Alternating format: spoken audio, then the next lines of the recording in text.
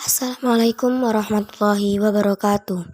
Perkenalkan, nama saya Ainun Etika Rifnita Susanti dari kelas PM 2022E dengan NIM 22030174020.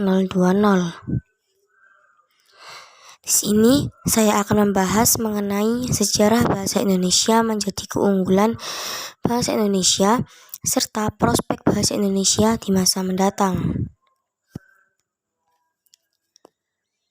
Perkembangan bahasa Indonesia terus meningkat pesat, bahkan melebihi bahasa induknya, yakni bahasa Melayu. Bahasa Indonesia memiliki keunggulan historis, hukum, dan linguistik. Bahkan di tingkat internasional, bahasa Indonesia telah menjadi bahasa terbesar di Asia Tenggara, dan penyebarannya telah mencakup 47 negara di seluruh dunia.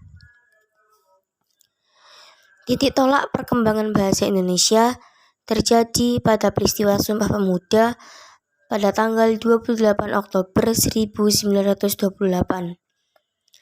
Dan saat itu bahasa Indonesia dimasukkan ke dalam Undang-Undang Dasar serta diyakini bahwa bahasa Indonesia berasal dari bahasa Melayu.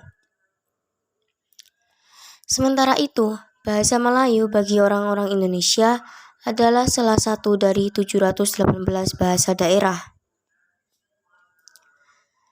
Sebelum ide penggunaan bahasa Melayu Indonesia dapat direalisasikan, panitia perumusan di ASEAN harus memahami bahasa Inggris, bahasa Melayu, dan bahasa Indonesia terlebih dahulu, agar tidak ada kesalahan dalam penyampaian informasi. Sebagai langkah strategi yang perlu diambil untuk mengatasi kericuhan mengenai dua bahasa tersebut di masyarakat adalah dengan menyelenggarakan program untuk menginisiasi pengenalan kedua bahasa serumpun ini, baik dalam kegiatan tingkat internasional, bahkan jika memungkinkan menyusun jurnal internasional agar masyarakat di negara-negara yang memiliki akar bahasa serumpun ini bisa mengenal bahasa Melayu sebagai induk bahasanya, meski di sisi lain juga tetap mengutamakan bahasa Indonesia sebagai bahasa negara. Berbicara mengenai prospek bahasa Indonesia di masa mendatang, di era globalisasi ini, bahasa Indonesia sudah hampir berada di tepi jurang. Kita sebagai warga negara Indonesia harus mampu untuk mempertahankan dan harus mampu untuk mengembangkan bahasa negeri sendiri. Melestarikan bahasa Indonesia itu adalah wajib yang harus dilanjutkan oleh warga Indonesia sendiri dari generasi ke generasi.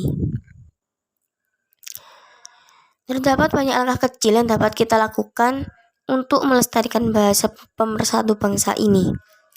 Yang pertama, menggunakan bahasa Indonesia sesuai ejaan yang disempurnakan, yang merupakan salah satu cara untuk melestarikan bahasa Indonesia. Hal ini dapat diwujudkan dengan cara melakukan penulisan dan pencetakan buku yang harus sesuai dengan ejaan yang disempurnakan. Yang kedua, menjadikan bahasa Indonesia sebagai mata pelajaran wajib di semua institusi pendidikan di Indonesia, sebagai wujud bahwa mereka dapat menggunakan bahasa Indonesia dengan baik dan benar. Bahasa Indonesia pada masa mendatang diharapkan lebih menampakkan peranannya dalam kehidupan modern, sebab bahasa Indonesia tidak hanya sekedar sebagai alat komunikasi dalam masyarakat yang memiliki latar belakang, namun bahasa dan budaya yang beraneka ragam, tetapi juga merupakan bentuk sikap budaya bangsa Indonesia.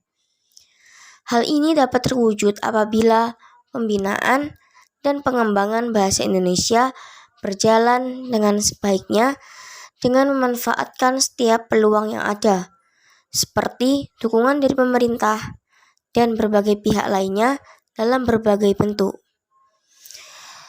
Cukup itu, semoga bermanfaat bagi kita semua. Akhirnya, Assalamualaikum warahmatullahi wabarakatuh.